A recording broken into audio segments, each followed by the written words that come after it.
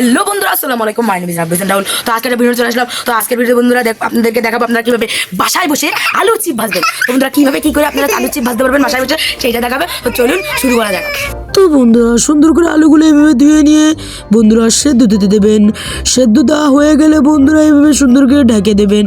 ঢেকে দিয়ে বন্ধুরা 15 মিনিট রাখবেন। রেখে আবার উঠিয়ে বন্ধুরা এভাবে সুন্দর করে চিজে তারপরে চলুন রোদে দেওয়া যায়। তো বন্ধুরা এবার সুন্দর করে আমরা এখানে রোদে দেবো। দেখুন এই যে, তাহলে মনে করেন এই যে অনেক 15 মিনিট সেদ্ধ করে বন্ধুরা এখন রোদে দেবো।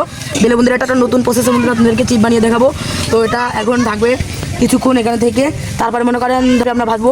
তো চলুন সম্পূর্ণ থাকবে ভিডিওটাই, তো আপনারা দেখতে থাকবেন। তো বন্ধুরা আসল কথাই বলতে মনে নাই, সুন্দর করে এখানে বন্ধুরা আপনারা ডিমটা করবেন। ডিমটা করে বন্ধুরা তেল দেবেন, দিয়ে এভাবে ভেজে নেবেন।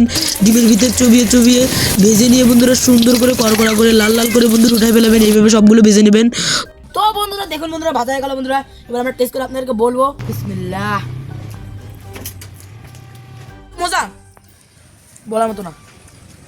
তো বন্ধুরা কেবল অনেক যখন বন্ধুরা বাসায় খাওয়া থাকবে না, এই রেসিপিটা তৈরি করে দেখতে পারেন, খুব টেস্ট হবে। আর দুঃখের কথা এটা যে আমরা সস পাই নাই, দোকানে গেছিলাম সস কিনতে, সস ছিল না বলছে।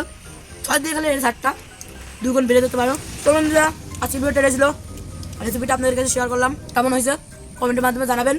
আপনাদেরকে কমেন্ট পাই না, আমরা অনেক আশায় থাকি আপনাদের কমেন্টের জন্য, আপনারা কমেন্ট করেন না। তো এবার রেসিপি সব ভালো থাকবেন, সুস্থ থাকবেন। আসসালামু আলাইকুম।